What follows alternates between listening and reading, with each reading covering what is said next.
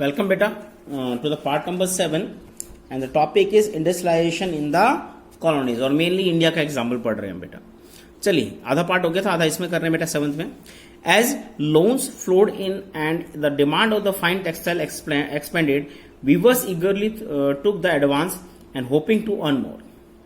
हम बात कर रहे हैं बेटा जब लोन फ्लोड, इनको लोन मिलना शुरू हो गया, एडवांस मिलना शुरू हो गया और फाइन टेक्सटाइल बनाने का इनको डिमांड ऑर्डर्स मिले तो इन्होंने बड़ी स्केल पे एडवांस उठाना शुरू कर दिया कि हमें प्रॉफिट ज्यादा होगा। इनकम बढ़ाने के लिए उन्होंने एडवांस लेना भी शुरू किया। ठीक है, when weavers had small plots of land which they had earlier cultivated along with the weaving and the produce from this took care of their family need, now they had to lease out the land and devote all their time to weaving। अब उन्होंने पूरा time किस में लगा दिया? अपना weaving में।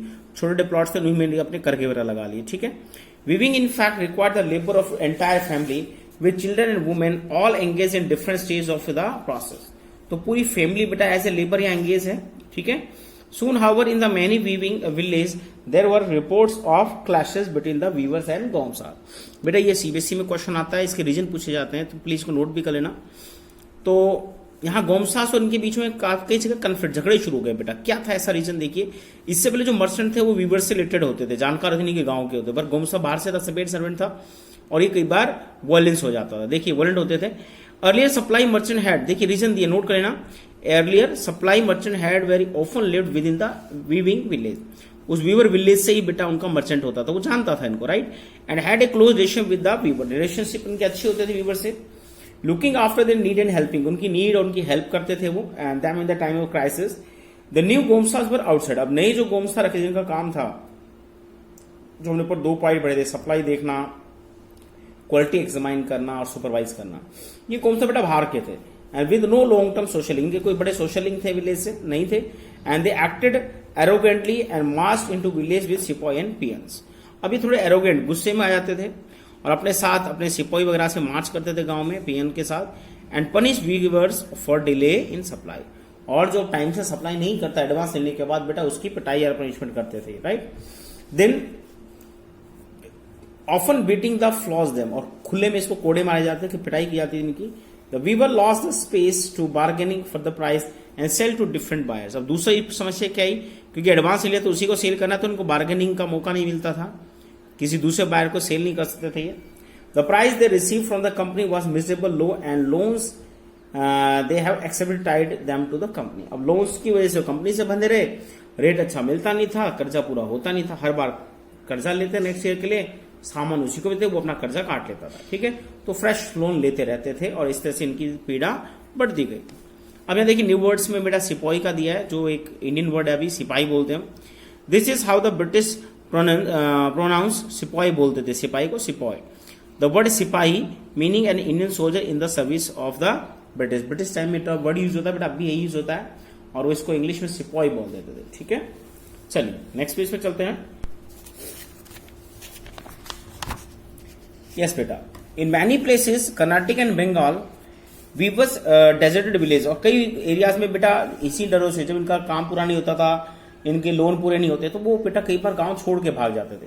तो weaver desert village and migrate setting up loom in other village, वो भाग जाते थे कर्जे की वजह से, डर की वजह से, और दूसरे गांव में जाके अपना काम शुरू कर देते थे। ठीक है, they had some family relation elsewhere weavers along with the village trade revolted and opposing the company. कई जगह उन्होंने इकट्ठा इसका अपोज किया, रिवोल्ट किया बेटा।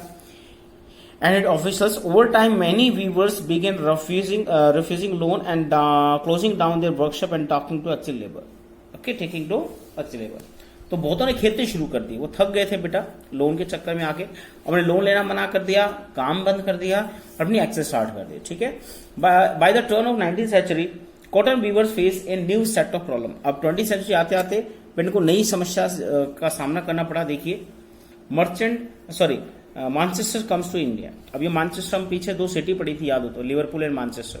तो कोस्टल बेटा सिटी है और काफी फेमस था, जैसे हमारा मुंबई में हैदराबाद है, ऐसे। देखिए इन 1772 हेनरी पटेलो एक कंपनी ऑफिसर, बेटा ये देखिए इंडिया की फ्यूर में एक लाइन कही थी, बड़ी अच्छी लाइन, याद रखना हिस्ट्री में। had ventured to the say that the demand of for Indian textile could never reduce। अब इसका कहना था 1772 में इसने हेनरी पटेलो ने कहा बेटा कि शान से कहा इसने कि इंडिया के जो टेक्सटाइल है उनकी डिमांड कभी खत्म नहीं होगी। क्यों?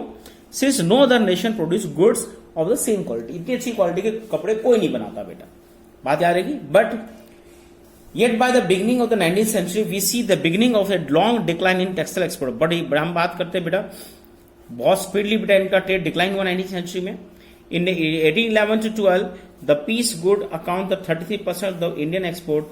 By 1850-51, it was more than 3%. तो 2 ईयर का डाटा दिया अपना इंडिया एक्सपोर्ट का 33% था वर्ल्ड का पहले, अभी सिर्फ 3% रह गया। ठीक है, तो लोगों ने इनका ट्रेड भी बंद करना शुरू कर दिया। देखिए, as cotton industry developed in England, Indian groups began worrying about the import from the country. अब जो हमारे प्रोड्यूसर्स थे बेटा उनको एक और समस्या का सामना करना, क्योंकि इंग्लैंड में इंडस्ट्री लगी, वहां सस्ता सामान बनने लगा। अब ये इनको डर लगने लग गया। They pressurise the government to impose import duties. अब गवर्नमेंट ने यही कर दिया बेटा, प्रेशराइज कर दिया गवर्नमेंट ने that impose import duty, impose करने पे ड्यूटी लगाई, टैक्स लगाए on the cotton textile, so that Manchester of good could not be sell Britain without facing any competition from outside. तो उनको कॉम्पिटिशन फेस होगा तो प्रॉब्लम हो गया। अगर कॉम्पिटिशन फेस होगा ऑटोमेटिक हमारा पूरा वो ट्रेड छीन सकते हैं। ठीक है, लोगों ने शिकायत भी किसकी। At the same time, industries pressured the East India Company to sell British manufacturing in India market as well. इसके बाद इंडिया में भी उन्होंने थोड़े बहुत फैक्ट्री लगाए, यहीं बेटा अपना सामान बनाना शुरू कर दिया। Export of British cotton goods increase dramatically in early 19th century. At the end of 18th century, there had been virtually no import of cotton based goods into India. देखिए बड़ा अच्छा एग्जाम्पल दिया है। End of the 18th century के and में, यानी 1780 90 के बाद की बात कर रहे हैं। By 1850, cotton piece goods constituted over 31% of the value of Indian import, and by the 1870 the figure was 50%. तो यह 3 डाटा दिए बेटा। पहला तो क्या कोई इंपोर्ट ही नहीं हो रहा था उस टाइम, बाहर से कोई सामान नहीं मंगा रहे थे।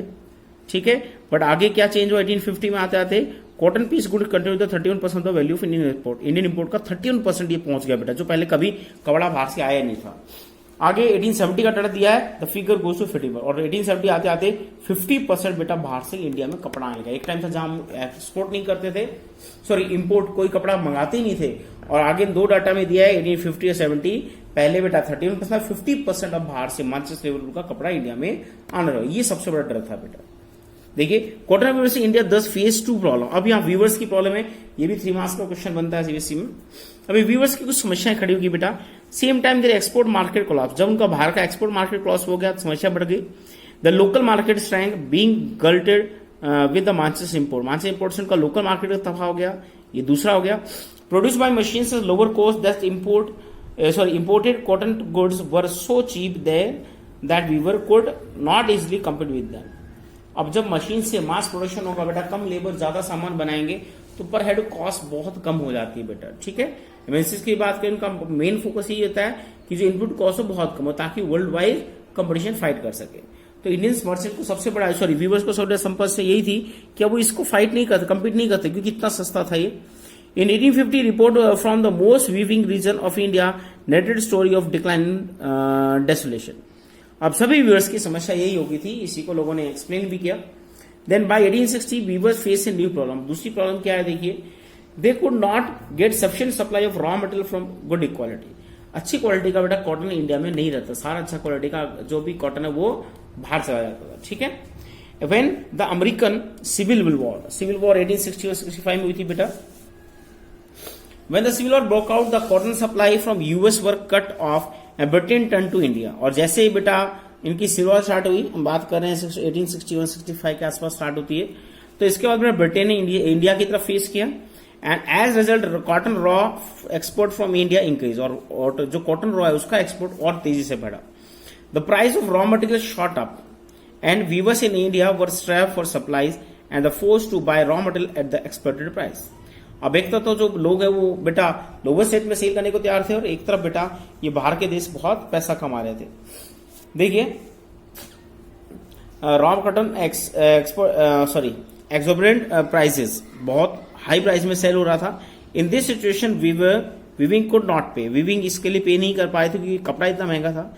Then by the end of 19th century weavers and other craft people face the another problem. तीसरी प्रॉब्लम की बात करें, factories in India begin producing flooding the market with machine goods and how could weaving industries possible survive. अब India में ऐसा नहीं, British Indian company भी खुली बेटा, उन्होंने फाइन कपड़ा बनाना शुरू कर दिया, और उसने कहीं कहीं जो मिथ्या था राइट, वही भी ध्यान दिया। Factories in India began to produce flooding the market with machine goods and how could weaving industry possibly survive. तो हर जगह हम बात करते हैं मशीन गुड आ गया तो लोग कैसे सर्वाइव करेंगे, इतने लोगों को जॉब दे रहा है वो कैसे सर्वाइव करेंगे, ये इकोनॉमिक्स का क्वेश्चन है बेटा। ठीक है, यही इस पार्ट को ओवर करते हैं। नेक्स्ट टाइम मिलेंगे हम आपके पार्ट नंबर 8 में, that is factories come up. इसमें बेटा सारे वन वर्ड है, तो प्लीज इसको थोड़ा अच्छे से करना नेक्स्ट टाइम के लिए। तब तक थैंक यू।